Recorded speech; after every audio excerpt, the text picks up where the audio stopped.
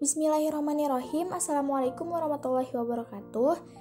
Perkenalkan, kami dari kelompok 7 konsep dasar IPS akan mencoba menjelaskan mengenai pembelajaran IPS di Kanada.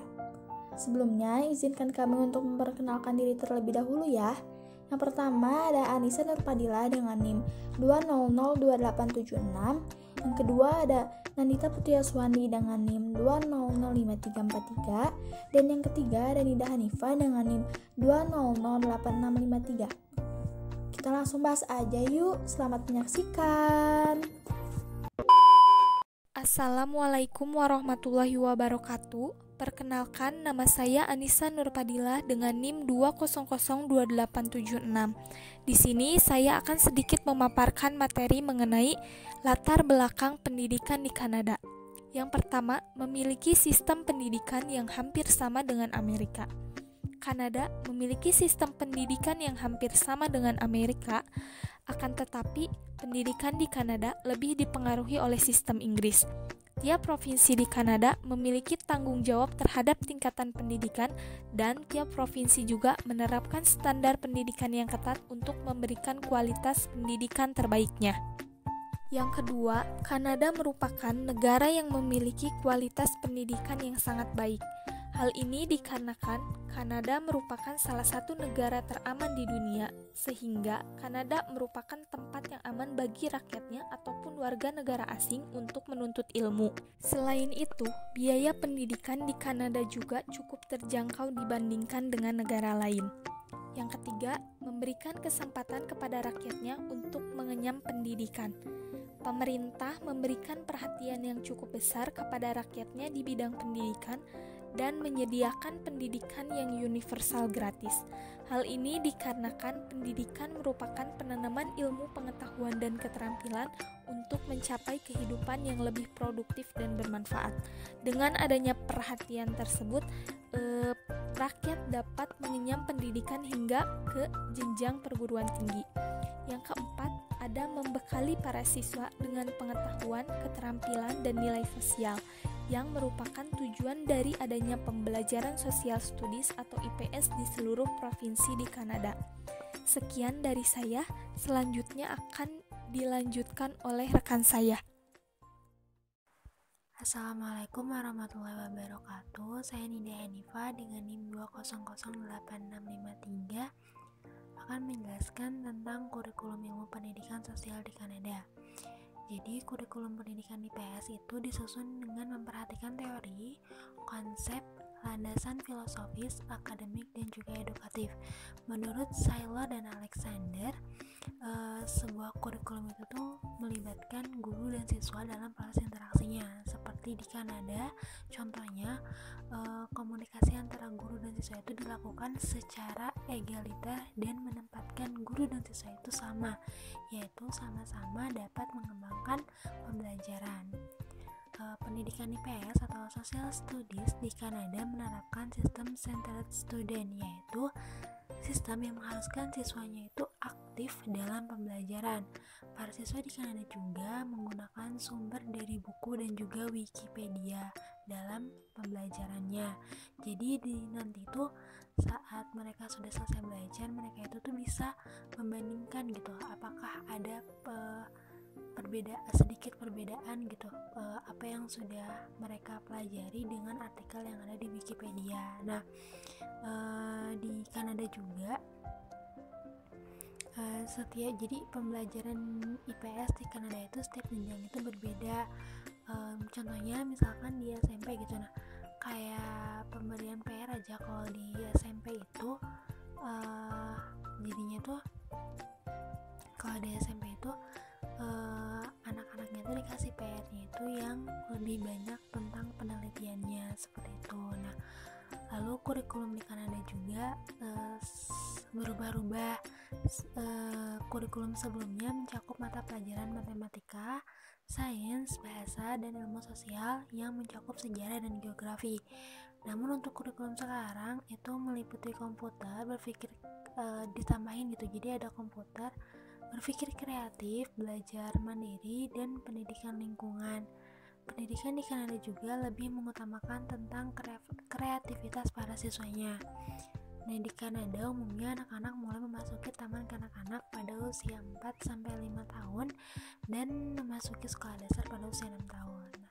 Lalu pada sekolah lanjutan atas kelas 11, 12, atau 13 di Kanada para siswanya dapat masuk universitas, perguruan tinggi atau belajar di CEGEP atau College of General and Vocational Education, yaitu pendidikan umum 2 tahun atau teknik 3 tahun di antara sekolah lanjutan atas atau universitas. Selanjutnya akan dijelaskan oleh rekan saya.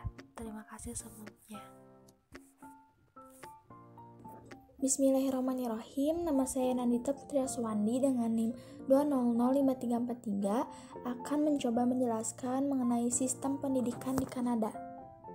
Setiap negara pasti memiliki metode dan sistem tertentu mengenai cara mendidik generasi muda yang mereka miliki.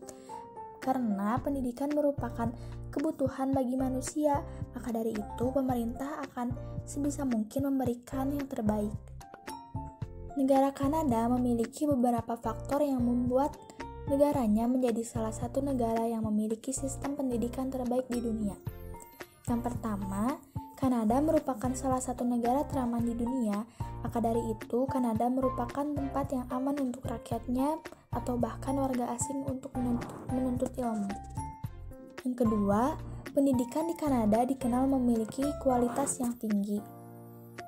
Dan yang ketiga, biaya kuliah di Kanada sangat terjangkau dibanding dengan negara lainnya, dan ijazah lulusan Kanada juga diakui secara internasional. Kanada memiliki struktur pendidikan yang hampir sama dengan Amerika Serikat. Hanya saja, Kanada juga terpengaruhi oleh sistem pendidikan yang ada di Inggris. Di Kanada, setiap provinsinya memiliki tanggung jawab penuh terhadap tingkat pendidikan. Setiap provinsi memiliki standar pendidikannya masing-masing. Standar pendidikan yang khusus dan ketat untuk memastikan semua institusi dalam bidang pendidikan memiliki kualitas yang terbaik. Pendidikan tinggi di Kanada dibagi menjadi 3 semester. Yang pertama, dari bulan Agustus atau awal September hingga bulan Desember atau Januari merupakan semester musim gugur. Yang kedua, ada dari bulan Januari hingga bulan April merupakan semester musim dingin.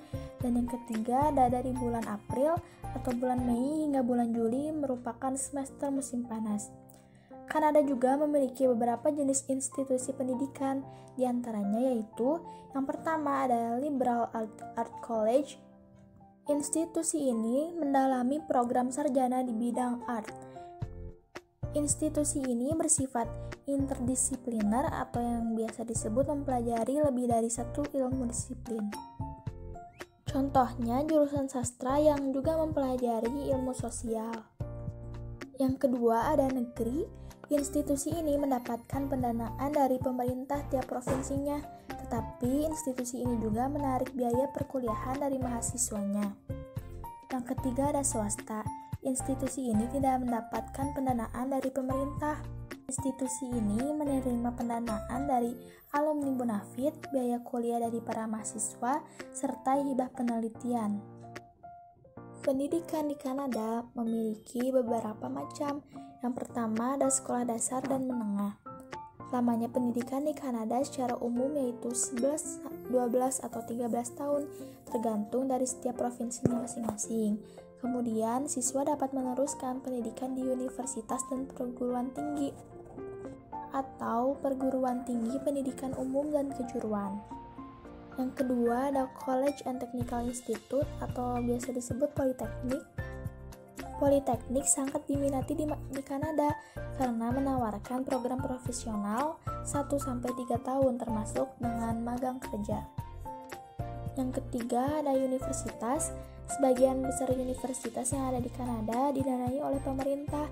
Maka dari itu, universitas yang ada di Kanada memiliki kualitas yang tinggi. Program sarjana di Kanada juga dapat ditempuh selama 4 tahun. Kanada juga memiliki sistem pathway melalui college, yaitu siswa dapat menempuh studinya selama 1-2 tahun di college dan melanjutkan transfer ke universitas. Yang keempat ada Universitas College.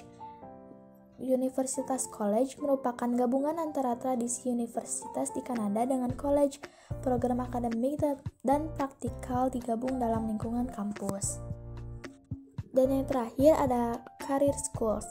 Career Schools ini menawarkan program pelatihan dan berorientasi karir serta mengajarkan keahlian praktis bagi pelajarnya. Career Schools ini menawarkan berbagai jenis program seperti film, multimedia, keperawatan, bahkan perhotelan. Terima kasih sudah mendengarkan sampai akhir. Kurang lebihnya kami mohon maaf. Wassalamualaikum warahmatullahi wabarakatuh. Jangan lupa jaga kesehatan ya. Dadah.